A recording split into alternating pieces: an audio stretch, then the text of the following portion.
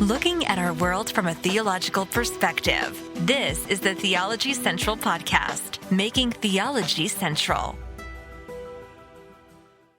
Good afternoon, everyone. If you don't succeed the first time, you try a second time, right? I know that's not exactly how the saying goes, but welcome, everyone. It is Monday, December the 27th, 2021. It is currently 2:26 p.m. Central Time, and I'm coming to you live from the empty sanctuary of Victory Baptist Church, located right here in the middle of nowhere. However, even though I am in the middle of nowhere, time and time again, something happens when I'm in the middle of a live broadcast. It is crazy. I think this church could be located in New York City and we would get less disruptions and interruptions than we get being a church in the middle of nowhere. So if you were listening, I went live on the air just a few minutes ago, right? I'm live on the air. I just do the first part of the introduction, and then all of a sudden I hear this. And I'm like, what? Okay, everything's falling off the table. Okay, I'm like, what is going? Why is someone at the front door of the church basically going? I'm like, what is happening? And what was happening was our internet provider had stopped by the church, knocked on the door to simply tell us, hey, in this area, we're going to be upgrading to fiber.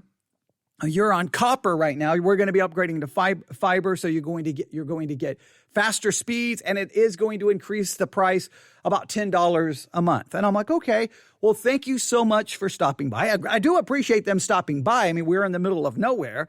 I mean, they probably could have, sent an email. They probably could have called the phone number associated with the account. There are probably a lot of ways they could have contacted us. So I really appreciate they got in a car, drove here, knocked on the door of the church to let us know that. So, and that's awesome. Better speeds, maybe more stability. That's always great because we do live broadcast.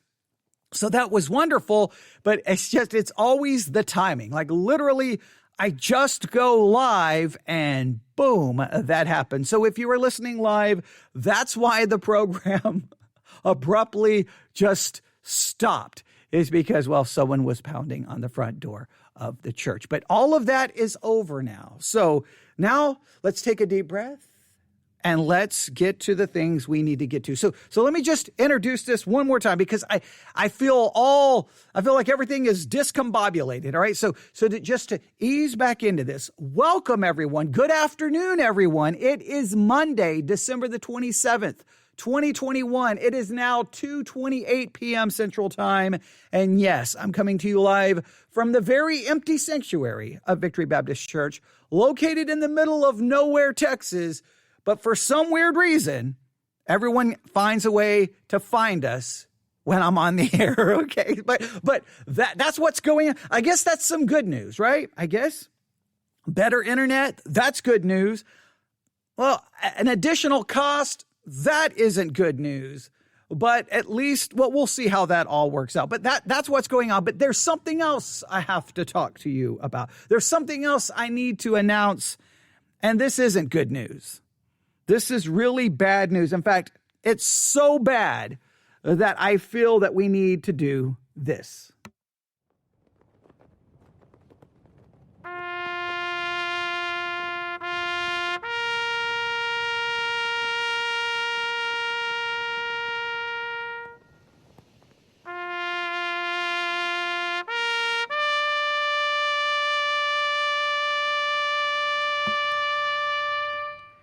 I know what you're thinking.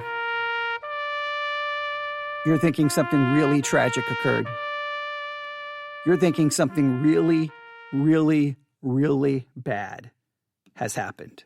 Okay, maybe that's a little over the top. Maybe that's a little hyperbole, but something did happen that's not good news. And I guess it's not tragic, and being serious, it's not tragic, but it is a little disappointing and frustrating. As most of you know, that the device I use over and over and over again when I'm doing preaching and when I'm doing any live broadcast, is I always have next to me, right here to my right, an iPad. I use that for everything. All of my church notes on my iPad, everything. When you contact me via email, I respond iPad. Everything is done on an iPad. I don't really have any other device. I do have a laptop right here, but the laptop is only used, to run the live broadcast. That's what it's used for. While I'm doing a live broadcast, I can't be using a laptop for anything else. When we do live streaming of our sermons, it's on this laptop. So the laptop is only used for the live broadcasting. That's all it's used for. Anything else, if I'm going to be reading a news article, if I'm going to be looking up a Greek or Hebrew, everything is done right here on an iPad. And I kept telling you that the iPad was, it was slowly but surely reaching the end of its life. It's been around, I've been using it for years, and it's used constantly for basically everything related to not only preaching, but for this broadcast. And finally, I have to report, sadly, that the iPad is no longer with us. It has reached the end. So, it's barely hanging on. I'm going to be trying to use it. For all practical purposes, it's dead, but I'm going to try to use it because I have to look up some things, and it's all I have right now to be able to look up anything. So I'm going to try to use it, but for all practical purposes, it's gone. I thought it was totally gone last night. I spent most of the morning trying to get it at least working a little bit, but finally last night I realized that I have no choice. So I ordered a brand new iPad. Now, I know what you're thinking. That's a good thing. No, it's not a good thing. Have you seen the prices of a new iPad Air? I couldn't afford an iPad Pro, obviously. And I didn't want to go all the way to the lower end. I needed something that continues to do basically all that I do with it. So I had to get an iPad Air. And if you want to look at the new models of our iPad Air to confirm what I'm about to say, $700 plus. $700 plus. That is not. I could have done so many other things for $700. I could replace the tires on my car, which desperately need to be done. There's so many other things I could do around the house. But if I don't have an iPad, basically trying to do the live broadcast becomes almost, everything. It would just dramatically decrease in fact, I wouldn't be able to really respond to anybody. And doing the Bible study exercises where people are sending me their outlines and everything. Yes, so it had to occur. Hopefully it will arrive soon. And when it arrives, then obviously I'm going to do my very best to get the most use out of it as possible. Use it for everything that I can. And obviously it's going to be the go-to device for 2022, and just hope that it lasts for a very long time and I put it to good use. But yes, I was sitting there last night just going, no. Come on. Don't go. Please, don't go. Don't close your eyes. Don't go to sleep. Anything like from a movie, right? I was over dramatic. And then finally I just had to say, I'm sorry, it's over. So, but this morning I got it temporarily going. So I will be referencing that. So that's what's happening behind the scenes here for the Theology Central podcast. We've got people knocking on doors. We got an iPad that has reached the end of its lifespan, but we've got a new one on its way, and hopefully everything works out fine and we can get back to doing what we need to do. But for now, we're going to do what we can do because it's the last week of 2021. We have reached the end of 2021, and this is the last week of Bible study for 2021.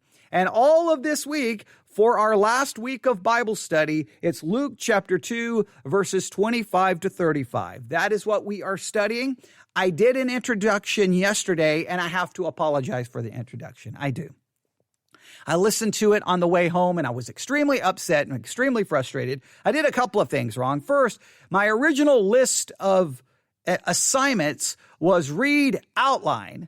And then as I got into the episode, into the session of Bible study, I kind of flipped it and said, read it, then do a background study basically of Simeon, then do the outline. I don't know why I changed it. In my mind, I had a reason for changing it, but I didn't really articulate that or explain that clearly. So it just came across somewhat disjointed. And then in the middle of the Bible study exercise introduction, I kept getting distracted because I kept looking at the text going, how would I outline this? How would I outline this? When all I was supposed to do is give everyone the assignment. But I gave everyone the assignment, and I immediately wanted to start working on the assignment myself while I was sitting in front of the microphone live on the air. Okay, that's not what you're supposed to do. It's almost like I forgot at times that, I'm live on the air. I'm just sitting here looking at the text going, okay, what should I do here? What should I do here with Luke chapter 2? And so I apologize, but I hope that I can, hopefully I can offer some thoughts here this afternoon that will be beneficial. So are you ready? I know that was 10 minutes, but a lot going on behind the scenes. So that's where we are. Yes, a little over the top, having a little bit of fun. But when you're using an iPad basically all day, every night for everything, and then all of a sudden it goes, it's like, well, now what do I do? I use that for literally everything. So, but that's what's going on. So with all of that said, good thing, a new one's on the way. So there should be no disruption. And the Theology Central podcast, there should be no disruption. And you having new podcasts available anytime you look at your podcast app of choice. It should always be something new there. And hopefully in 2022, maybe we can even do more than we did in 2021. Only time will tell. But you know what? We can't worry about what we may do. We can't even worry about what we have done. All we can do is what we can do right now. So right now, open your Bibles, Luke chapter 2. Let's jump in. First, let's read the text. Because I tell you to read it over and over and over and over again, all right? Luke chapter 2, verse 25. And behold, there was a man in Jerusalem whose name was Simeon. And the same man was just and devout, waiting for the consolation of Israel, and the Holy Ghost was upon him. And it was revealed unto him by the Holy Ghost that he should not see death before he had seen the Lord's Christ. And he came by the Spirit into the temple. And when the parents brought in the child Jesus to do for him after the custom of the law, then took he him up in his arms and blessed God and said, Lord, now lettest thou thy servant depart in peace according to thy word. For mine eyes have seen thy salvation, which thou hast prepared before the face of all people, a light to lighten the Gentiles and the glory of thy people Israel. And Joseph and his mother marveled at those things which were spoken of him. And Simeon blessed them and said unto Mary his mother, Blessed this child is set for the fall and rising again of many in Israel, and for a sign which shall be spoken against. Yea, a sword shall pierce through thine own soul also, that the thoughts of many hearts may be revealed. That is the text for this week. The last text of study, the last text that we will study in 2021. The last text, hopefully, that you will study in 2021, because I want you to dedicate this entire week to reading this and thinking about it and meditating on it. Now, one of the assignments I gave you was to do an outline. I still don't want to help you too much in that. I did offer a number of so suggestions yesterday. No one has emailed me yet. In fact, I can still check email, hopefully. I think I can still get to my email. But if you have emailed me and I don't respond, it may be because the iPad has now passed on to the other side, okay? But I will definitely do my best to respond as soon as I can get the new iPad and get it all set up and get everything going. So, but please work on your outline. Even if you don't send it to me, work on your outline, okay? But this is what we're going to focus on today. I told you yesterday to do a little background work on Simeon. Now, I have a Bible dictionary right here. I could start doing that for you, but I'm not going to do that part. We're just going to look at some of the things said about Simeon the man and Luke 2. And I'm really going to focus on two terms. That's all we're going to focus on in this episode. This is just kind of a little short episode just to try to, keep you engaged with the Bible study, keep you motivated, and give you some things to think about, meditate, and obviously to discuss if you so desire to do that. Here we go. And behold, There was a man in Jerusalem whose name was Simeon, and the same man was, and here are the two words, just and devout. Just and devout. Those are the two words I want you to write down, and this is what I want us to do. I want us to look at Simeon here as an example to follow. In the Bible, you have examples to follow. You have examples to avoid throughout the Bible. Here we have an example. Simeon is an example, and he was a just and devout man, and he was a just and devout person. We can say it that way. And therefore, for all of us, no matter who you are, male, female, doesn't matter, we would hopefully desire to be just and devout. However, what do those terms actually mean? And is there complete agreement on them? So before we do anything else, let's look up Luke 2:25 and see what all the English translations do with Luke 2:25. Do they all use the words just and devout, or do they use different terms? If I can get this to work, we will look that up right now. Here we go. Luke 2. We're going to look it up. Luke 2:25. I'm going to go to BibleHub.com. And let's see how all of them handle it. Here we go. Luke 2:25.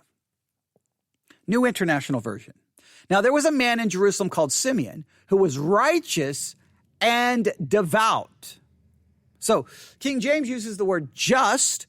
They put the word righteous. So that kind of gives you maybe an idea of what this word just could possibly be referring to, right? They describe him as a righteous person and a devout person. Now the word devout is used it's in the King James and the New International. If we go to the New Living Translation, and at that time there was a man in Jerusalem named Simeon. He was righteous and devout. So they just used righteous instead of just, but all of them agree on using the word devout, which is interesting. The ESV. Now there was a man in Jerusalem whose name was Simeon, and this man was righteous and devout. So there seems to be no disagreement on devout, and the just or righteous may give us an idea of what we need to understand from this. The Berean Study Bible. Now there was a man in Jerusalem named Simeon who was righteous and devout. Berean Literal Bible. And this man was righteous and devout. King James was just and devout. New King James, just and devout. New American Standard, righteous and devout. New American Standard 1995, righteous and devout. New American Standard 1977, righteous and devout. Amplified Bible. Now, this is interesting. Amplified Bible. This man was righteous and devout, and then they have in kind of a parentheses, careful observing the divine law. All right, righteous and devout. So are they connecting that he was carefully observing the divine law to him being devout? Or are they saying the righteous and devout are just basically terms that are basically just describing the same idea, that he was carefully observing the divine law, that he was righteous and he was devout, and that's all connected to his keeping or his observance of the divine law. In other words, we don't need to separate these two terms. They're basically just saying the same thing. Maybe, maybe not. But so that's kind of what the English translations do. So let's do a little work in the Greek. Let's do that. Let's see if I can get to the Blue Letter Bible app. Okay, hang on. Right, things are already having a couple of issues here. You're going to have to show a little mercy and a little grace with me today, all right? Okay, it's already been crazy this afternoon. Here we go. All right, let's look up the word for just. Let's look up the word just, and that is this Greek word.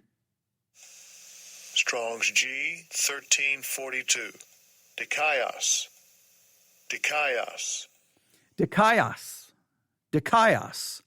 Dikaios is used 81 times in the King James. It is translated in the following manner: righteous 41 times. So saying that he's translating it as righteous would be perfectly acceptable. 33 times as just, 5 times as right, 2 times as meet. Strong's definition, dikaios, is equitable in character or act, by implication innocent, holy, absolutely or relatively, just, meet, righteous. All right? Thayer's Greek lexicon goes on to say, observant of, observing divine and human laws, one who is such as he ought to be. All right? So he's a just man in the fact that we could that he's equitable in character or in act. But it seems the best way of understanding it is that he is holy, that he is righteous as far as in his observance of divine and human law. In other words, he is just, he is righteous in his behavior and how he acts. He is a righteous and just person in his behavior and the way he acts, especially in regards to God's divine law. All right, that makes some sense. If we look for outline of biblical usage, they go on to say this. They literally have the word righteous again. That's why almost all the English translations translates it as righteous. Observing divine laws, in a wide sense, upright, righteous, virtuous, keeping the commands of God, of those who seem to themselves to be righteous, who pride themselves to be righteous, who pride themselves in their virtues, whether real or imagined. So it could be spoken of someone who perceives themselves to be just, who perceives themselves to be righteous, but they may not actually be righteous or just. But in the case of Simeon, it is God, in a sense, describing him that way. The writer of the Gospel of Luke is describing him that way. We believe that's the inspired word of God. So that's God's description of Simeon. Innocent, faultless, guiltless.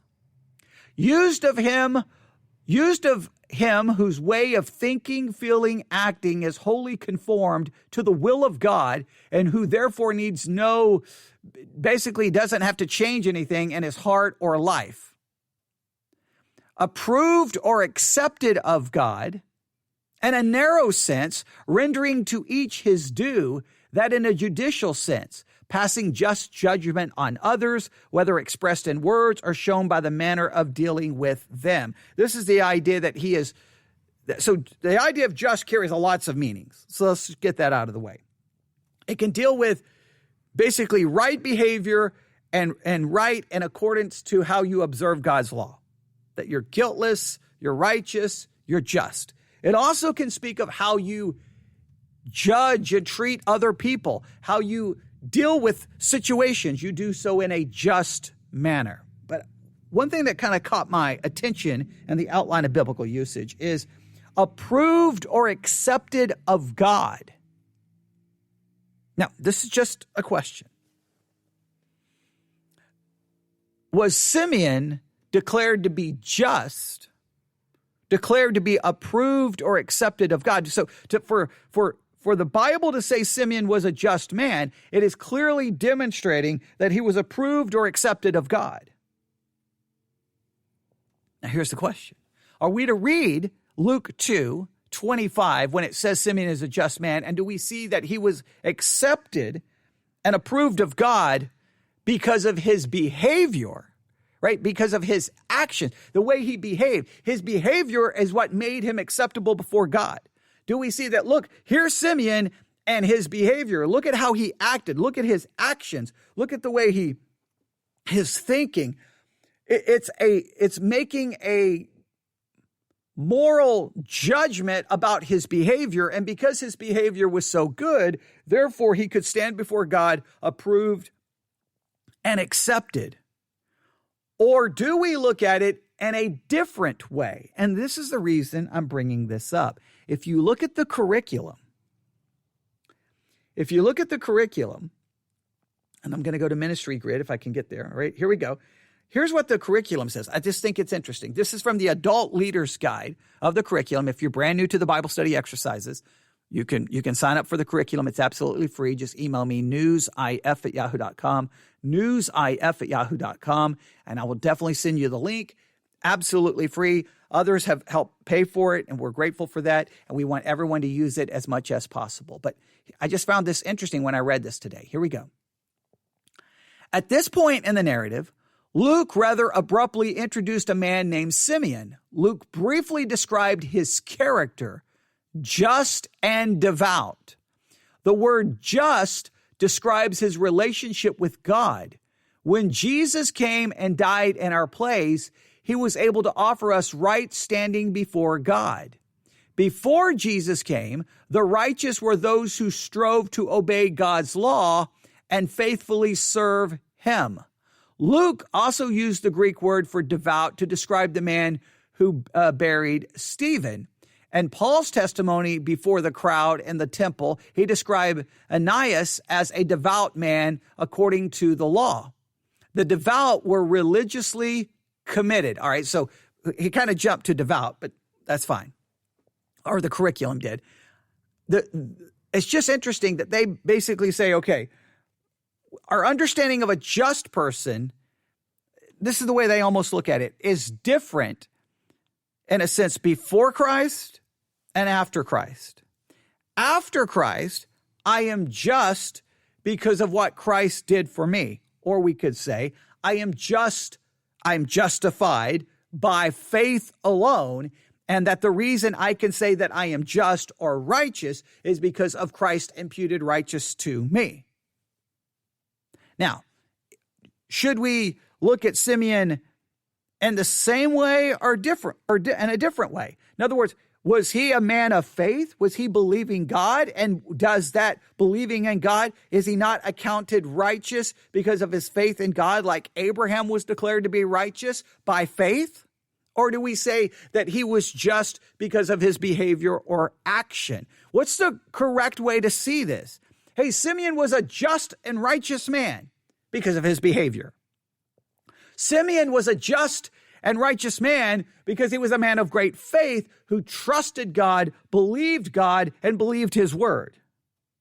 See, it's very different when you look at how to apply this, right? If I apply it to myself and I see Simeon as being a just, righteous man because of his faith, then I apply that I too am just and righteous before God by faith, not based off my behavior. If I simply say that Simeon was a just and righteous man because of his behavior, then I apply it to me to go, all right, am I a just or righteous man in my behavior? The only problem is when we talk about being just or righteous based off our behavior, we will all come to the conclusion that we're not that just or righteous because our behavior is never perfect.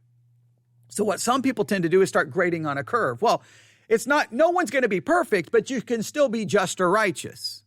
Well, how much imperfection, how much sin can be present before I'm no longer can be considered a just or righteous person? You see, now it becomes you're grading on a curve. Well, okay, you may commit that sin. You're still a just and righteous person. But if you commit that sin, you're no longer just and righteous. How much righteousness does one have to have in their life before they can be declared a just and righteous person? I will argue that becomes a never-ending cycle of questions and doubts, and in many cases starts leading you to pretending to be something you're not. I know this, I am just or righteous simply because of the imputed righteousness of Christ, not by what I do. Do I view Simeon in the same way? Well, Abraham was declared righteous by faith, so why could we not say Simeon was a just man by faith? Now, you could argue, though, but the emphasis there is on his behavior. It's not on his, in other words, someone could argue the emphasis here for Simeon is more on his practice, not his position. You could make an argument, but I at least want to put this out there and get you to think about it, right? Because we see, you can just say Simeon was a just man. See, he did everything right. His actions were great. Be like Simeon. And you can be like, okay, that's a good sermon. I'm going to go be like Simeon. And then you're going to realize, first of all, the text doesn't tell us how great his actions were. I mean, we get a small little picture of Simeon, right? We get a little small picture and go, oh, look. And so then we can just start making assumptions. Well, he probably never did this. He never did that.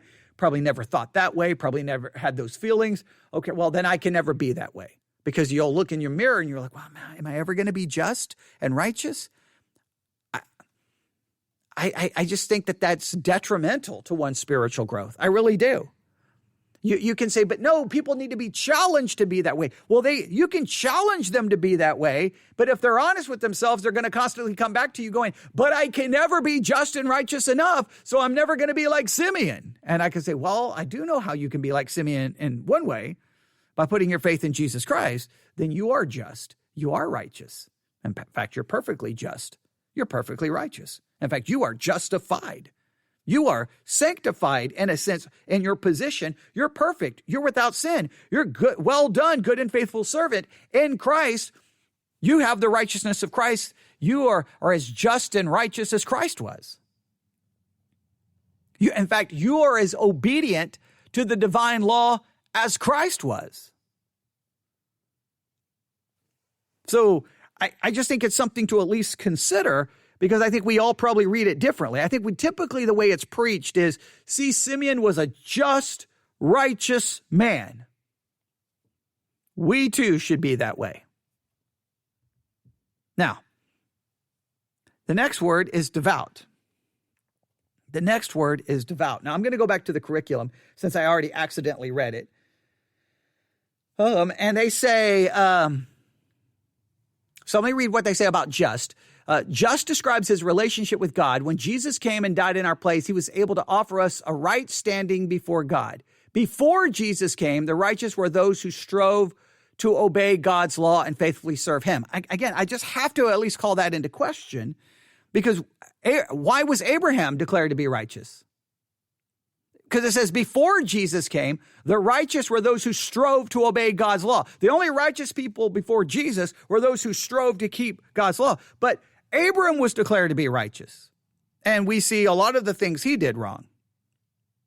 So I don't think the idea showed up after Jesus. The concept of being declared righteous by faith shows up way before Jesus comes on the scene from an earthly perspective. Luke also used the Greek word for devout to describe the men who buried Stephen, Acts chapter 8, verse 2. And Paul's testimony before the crowd in the temple, he described Ananias, a devout man according to the law, 22:12. The devout were religiously committed. All right, so let's look up the word devout and see what we can find here. All the translations use the word devout, so there's no major controversy here. Let's go back to Luke 2, verse 25. Let's look up the word devout. Here is devout. It is this Greek word. Strong's G 2126. Eulabes. Eulabes. Eulabes. Eulabes. That's a word you should go around saying today. Eulabes. Eulabes. It is used 3 times. Okay, well, that doesn't give us a lot of help. And guess how it's translated every single time? Devout. So there's no eulabes. There's no question. It should be translated devout. Strong's definition. Eulabes, and it's connected to some other words. Taking well, carefully, circumspect, religious, pious, devout. All right. Thayer's Greek lexicon, taking hold well, carefully, surely, cautious, reverencing God, pious, religious, devout. It's outline of biblical usage, taking hold well. So you're grabbing on to something. You're devoted to it. I think that's an idea. You're careful and surely, cautiously, reverencing God, pious, religious. Now, just stay with me and see if this makes some possible sense. Simeon was just, righteous, because of his faith in God. He was declared to be just and righteous, just as Abram was, just like we are. I am declared just and righteous by faith because of an imputed righteousness. But that imputed righteousness hopefully should motivate me to then take hold of, grab onto my faith in God, to the things of God, and demonstrate a reverence, a commitment, grabbing onto it, a devotion to it. Let's look up the word devout in an English dictionary, just to go with this. The curriculum doesn't give us a lot, and the Leader's Guide doesn't give us a lot of information, but I'm just going to put devout, and I'm going to put definition. Here we go. Having or showing deep religious feeling or commitment, right? So they connect it to religious, but I think it could be a feeling of deep commitment. It could be anything. You could be devout to all. You don't have to be just devout to something religious. It can be a deep feeling and commitment to anything.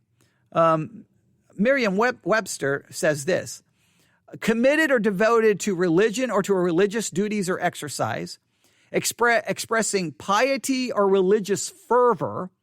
So they pretty much, well, no, they in their sentences giving examples, a devout baseball fan, born a devout coward. So it's someone who's devoted to something. They're committed to something. So, and if we think about it, Simeon was someone who was just and righteous. And I think it's fair to say the only way anyone can be truly called to be just and righteous in any meaningful way has to be by an imputed righteousness. Because if you say someone is righteous and just in their practice, well, that would require perfection, because as soon as and just think about it, as soon as you break one part of the law, you're guilty of all of it. So, are you ever truly, no, there's going to be sin in everyone's life. So you either have to just reduce the term saying, well, generally speaking, he was a righteous and just person. Well, what does that mean? That just becomes such a vague relativistic term. I know this. By faith, he was declared to be righteous and just as Abraham was, just like everyone in the Bible is. By faith, you can be declared to be this way. That's not why sometimes in the Old Testament, you'll read someone and it'll talk about how they followed God, or how they were committed, or how they were righteous. And you're like, but those people were not that righteous. They are viewed that way because of faith. Simeon was righteous and just by faith, but at the same time, he not only did he have faith and was declared to be righteous, he demonstrated a commitment to that faith. He was committed to it. He grabbed onto it. He showed devotion to it. He was a devout follower of the faith which he believed in. And we see the devotion to that faith in the very next phrase. I want you to see this. And behold, there was a man in Jerusalem whose name was Simeon, and the same man was just and devout, waiting for the consolation of Israel. He was just by faith. He was devoted. He grabbed on and was holding on to God, and he demonstrated that devotion and the fact that he had been waiting for the consolation of Israel. The waiting shows the devotion. The waiting shows the devotion. We could use it in a very earthly example. You fall in love with this girl, or you fall in love with this guy, and they're like, that you are devoted to them. You're hopelessly devoted to them, to make a reference. Well, a reference to a song that was in a popular movie. Some of you get the reference, some of you don't. That's okay. All right. Hopelessly devoted. You are devout. You're devoutly committed to this person. Deep feelings of commitment. And this person says, look, I want to be with you. I want to spend the rest of my life with you. However, I've got to go do this. I've got to go get a 4-year degree, or I've got to finish medical school or law school, or what. I've got to go be somewhere for the military for 4 years. And you're like, you know what? I love you. I am devoted to you. I'll be waiting right here. If it takes 4 years, if it takes 8 years, if it takes 10 years, I am so devoted that I will wait I will wait. I will not get involved in any other relationships. I will wait for you. Now, and then cue the romantic music in the movie. And everybody's like, oh, that's so beautiful. Okay, now, how well that actually works in real life, we could have a long discussion about that. But in novels and movies, it works out wonderful, right?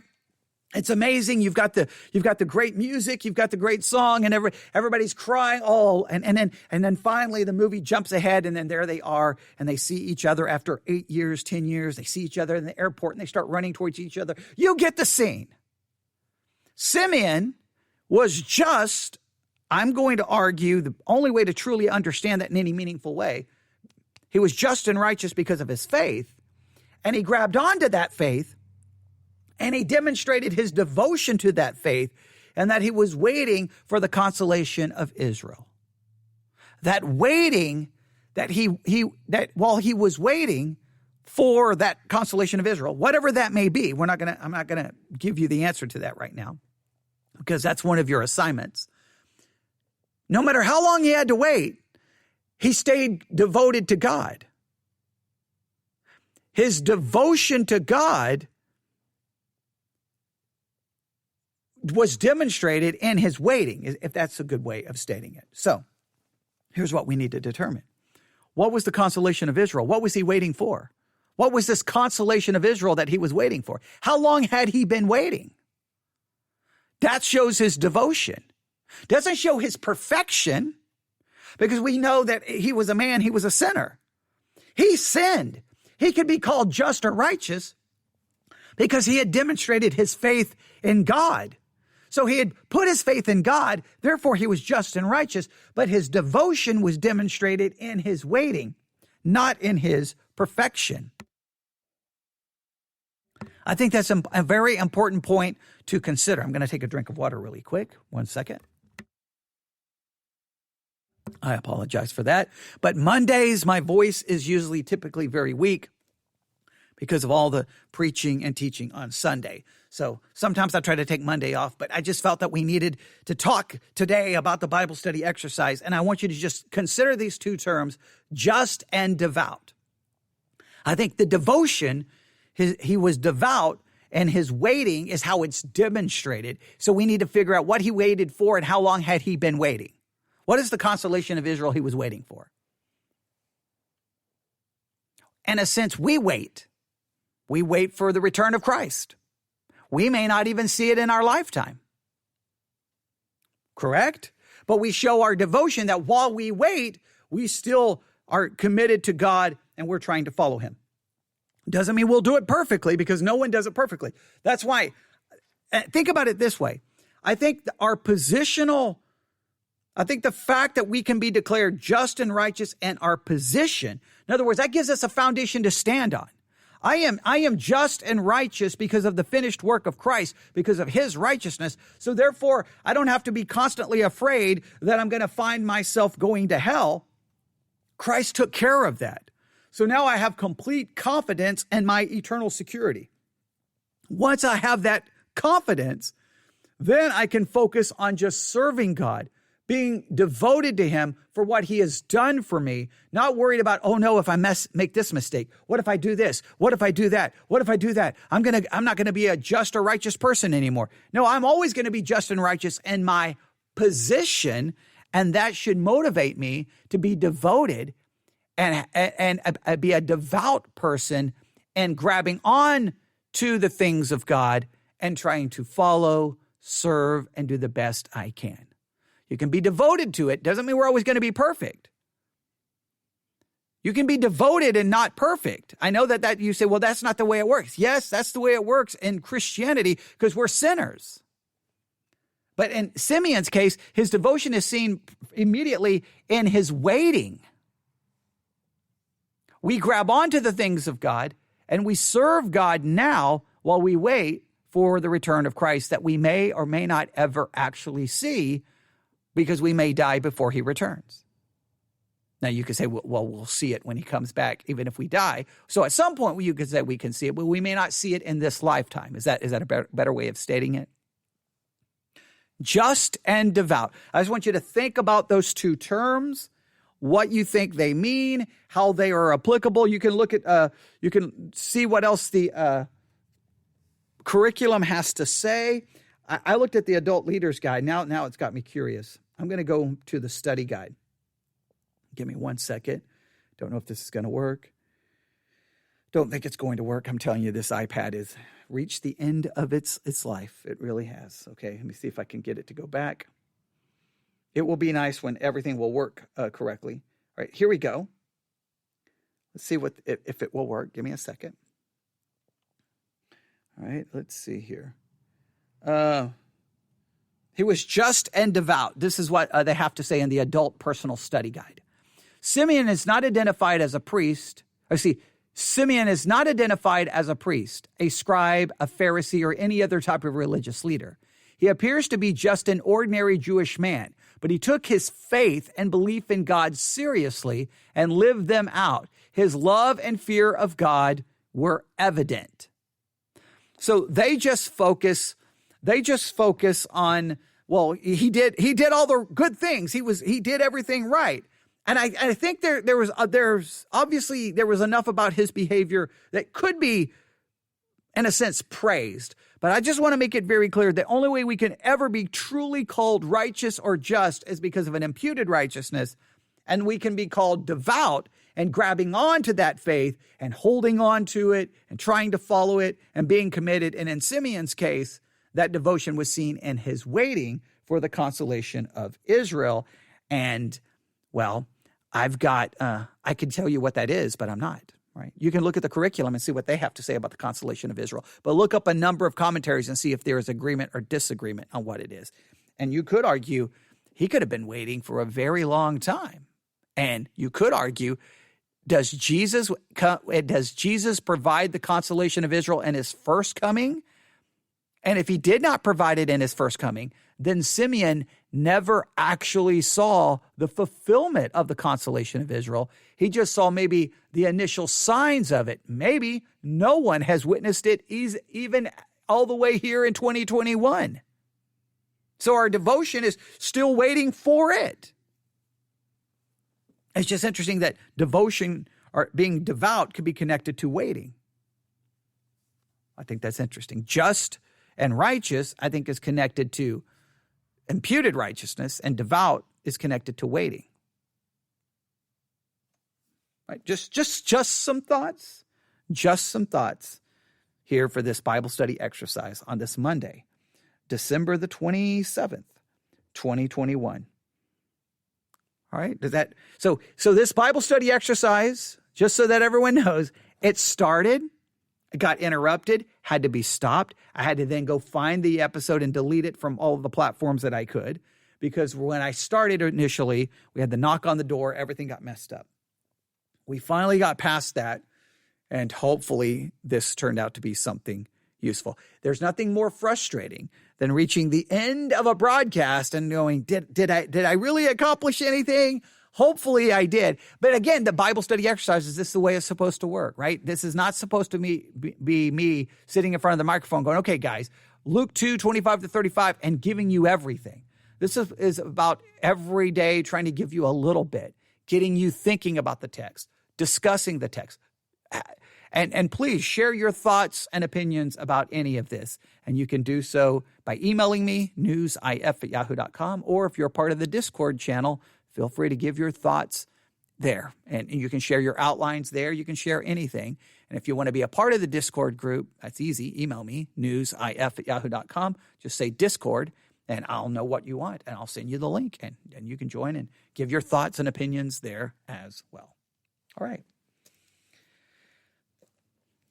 Yeah, I know. I'm supposed to stop right now, but I'm like, no, I don't want to stop, but we'll stop. All right. So let me know. Hopefully this is and remember, listen, this is the last week of Bible study for 2021. Let's make it productive. Let's not waste this, because it'll be, if we can end the year strong with our Bible study, intact and working and everybody participating, I think that just puts us in a great place to start 2022 with a brand new. Then this is going to be the last week of Bible study in 2021, and then the next Bible study will be the first Bible study of 2022. All right, and you see here. Okay, I'm getting some discussions here in the Discord channel, but it's about Samson. All right, so it's something completely different than what we're talking about. But that's wonderful. I love the fact that there's discussion going on in the Discord channel right now. All right, I'll get to that as soon as I can. All right, thanks for listening. Everyone have a great day. God bless.